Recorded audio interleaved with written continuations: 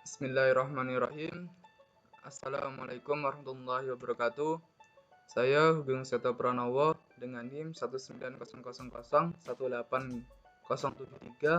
kelas B, Program Studi Teknik Informatika, Fakultas Teknologi Industri, akan mempresentasikan tugas uji kompetensi mata kuliah pengantar rekayasa perangkat lunak dengan studi kasus yang diambil yaitu aplikasi layanan OSIS.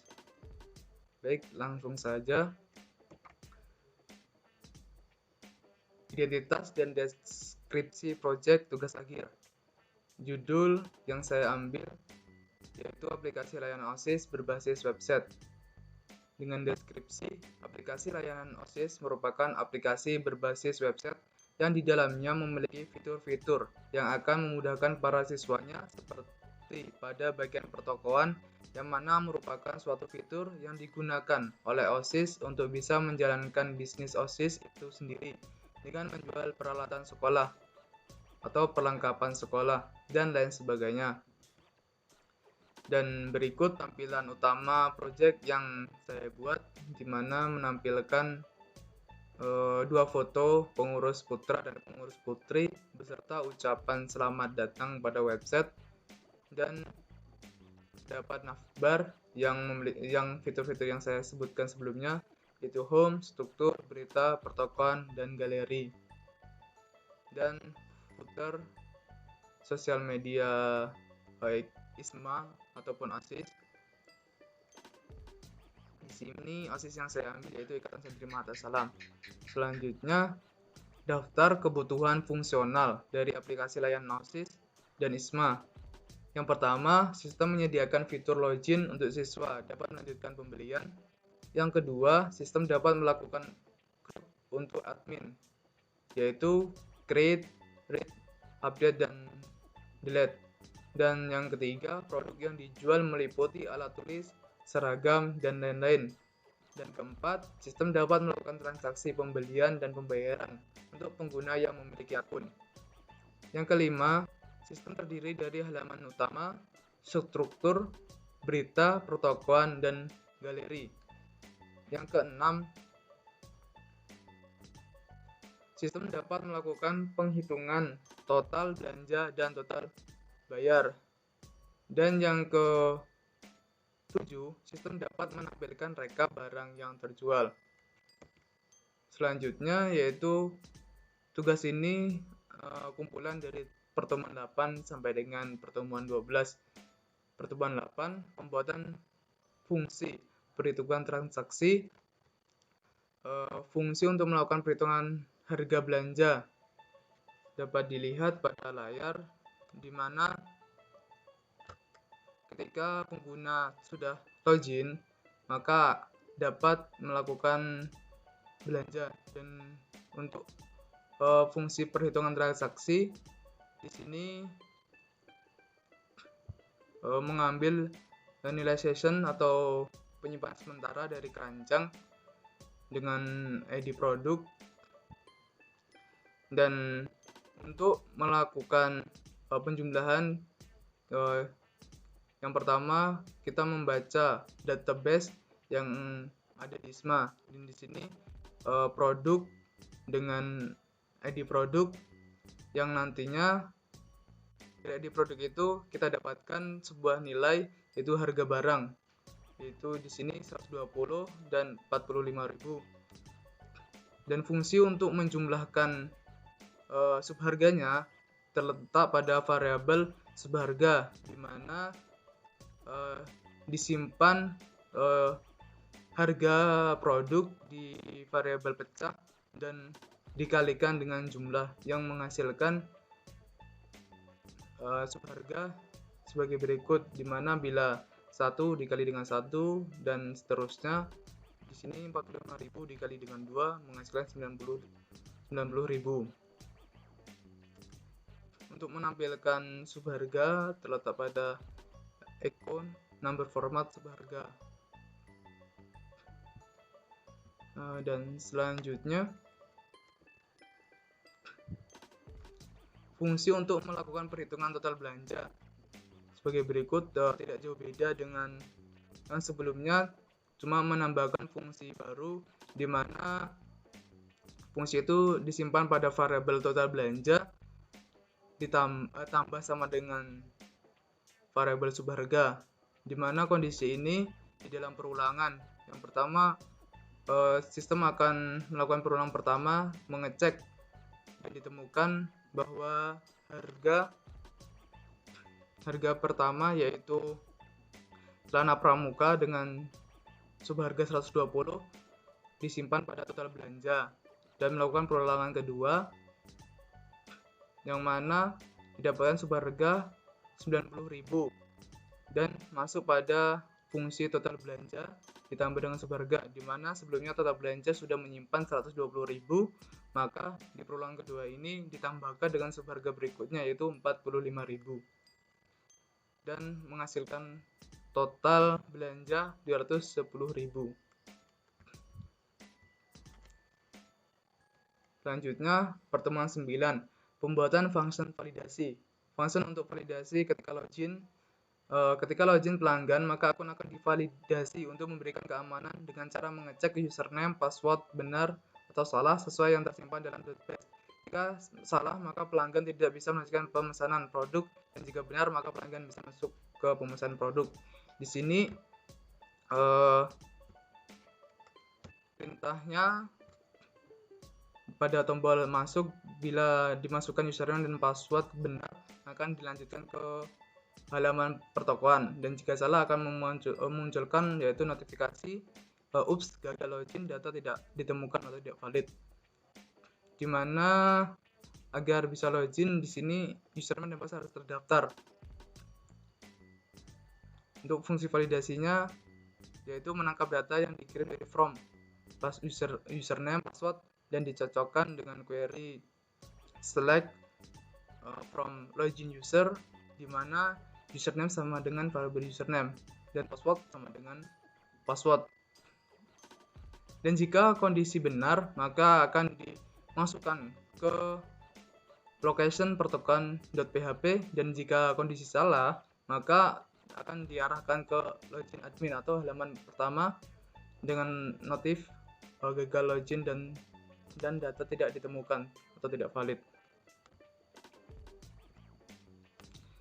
Selanjutnya, fungsi untuk validasi ketika mendaftar akun pelanggan, dan maka akan diarahkan ke formulir pendaftaran dan validasi, di mana yang pertama yaitu kita menyambungkan ke database dulu, yaitu mengincludekan config.php dan membaca terlebih dahulu ataupun memvalidasi login user sama dengan username dari tombol daftarnya, dimana jika username yang dicek di validasi result ini bila sudah ditemukan di database, maka akan memunculkan pop-up yaitu username sudah ada yang menggunakan, dan dilanjutkan diarahkan ke registrasi ulang untuk mendaftar yang username-nya belum terdaftar, yaitu divalidasi pada query ini insert into, yang artinya ditambahkan ke label login user, di mana memiliki atribut username, password, email, nama, NIS, kelas, alamat, WhatsApp dengan value yang dimasukkan dari from ini, yaitu variable $post, username, email, nama, dan sebagainya. Jika sudah terisi semua dan mendaftar, maka akan munculkan registrasi berhasil dilakukan dan diarahkan ke menu login yang pertama untuk melakukan login ke halaman pertokoan. Dan selanjutnya yaitu fungsi untuk validasi ketika login admin, hampir sama dengan login pelanggan, cuman beda penelusuran tabelnya saja, yaitu di sini menggunakan tabel admin, dan metodenya sama dengan fungsi validasi pada login pelanggan, dan tampilannya juga sama, yang membedakan cuma judul dari from-nya saja. Yang pertemuan 10 yaitu penerapan query pencarian.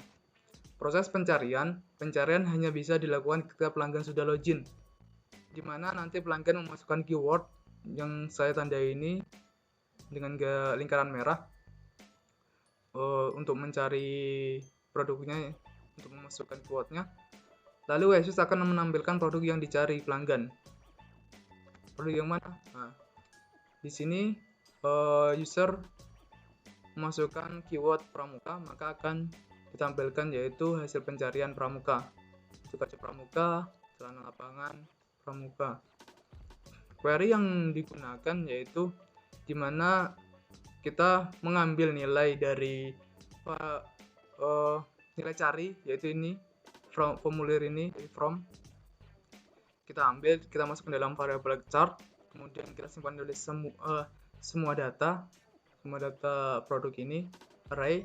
Dan untuk menampilkan query ya, atau menampilkan produk yang dicari, kita menggunakan query koneksi, di mana select bintang from produk, yang artinya kita menampilkan atau mencari data dari tabel produk di mana memiliki atribut nama barang dengan mengandung keyword cari dari kolom keyword tadi, atau deskripsi yang mengandung kata yang dicari. Maka nanti program akan melakukan pengulangan, dan jika ditemukan maka akan ditampilkan seperti hasil pramuka berikut.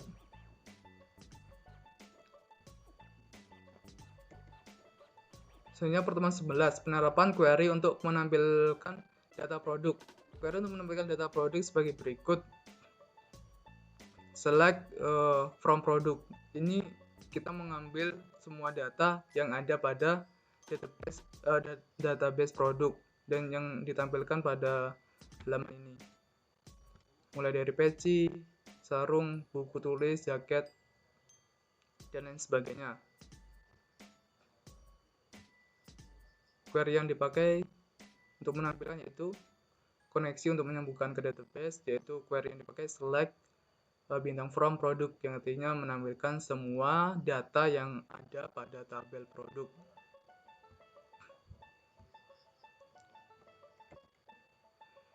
Selanjutnya query untuk menampilkan data produk sebagai berikut, yaitu di bagian administrasi ataupun administrator.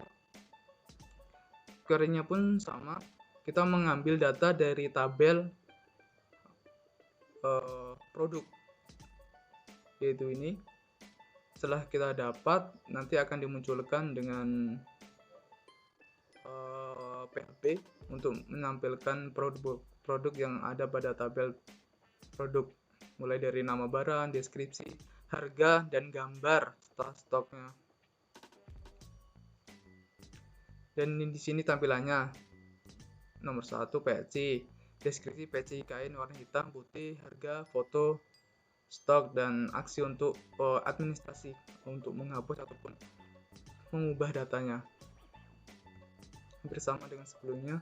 Yang selanjutnya yaitu pertemuan 12 ataupun yang terakhir pada buka ini, penerapan query untuk penyimpanan data produk. Query untuk penyimpanan data produk sebagai berikut, yaitu dengan from, dengan method post. Ini untuk kita akses pada bagian PHP pada bagian bawah sini, yaitu apabila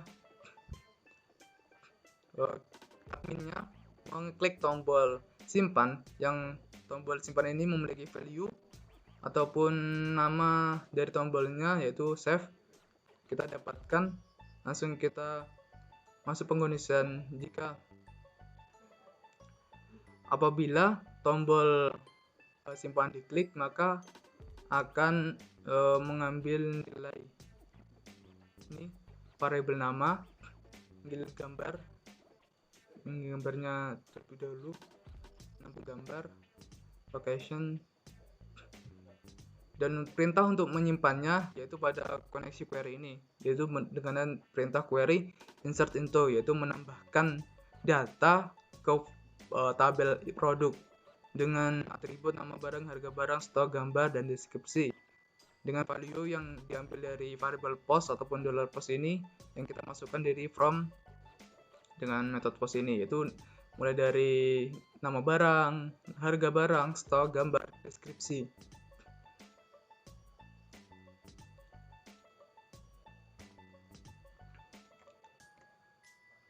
Dan selanjutnya yaitu kita tampilkan penyimpanan pesanan dengan checkout. Ketika pelanggan melakukan checkout, maka produk akan disimpan pada database dan ditampilkan pada bagian administrator. Di sini yaitu membeli sebuah peci, jumlahnya 1, sebuah harga 50 dengan total belanja 50.000. Dan itu akan masuk kepada database administrator, itu nomor 9 ini, jumlah 50.000. Jika kita pencet detail, maka kita akan mengambil nilai dari ini tadi, data pembelian ke detail pembelian ini, produknya yang dibeli. Penjelasan codingannya yaitu di sini apabila kita mengklik tombol checkout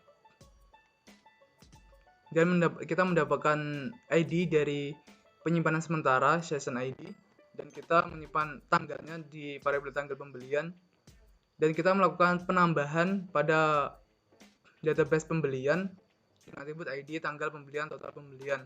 Yang ini ditampilkan pada ini, masukkan padal, tanggal, harga, serta yang selanjutnya ada session keranjang. Apabila tadi sudah didapatkan ID, kita simpan pada ID pembelian barusan, dan kita tambahkan produk-produk yang dibeli tadi oleh Maskur, kita masukkan ke dalam database pembelian produk dengan perintah insert into produk, ID pembelian, ID produk, jumlah, value, ID pembelian barusan yang kita dapatkan dari ID pembelian untuk mengisi ID-nya, agar kita dapat mengetahui produk apa yang dibeli.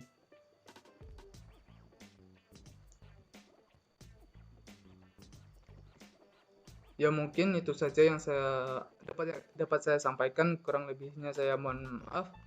Billahi fi sabilil haq fastabiqul khairat. Wassalamualaikum warahmatullahi wabarakatuh.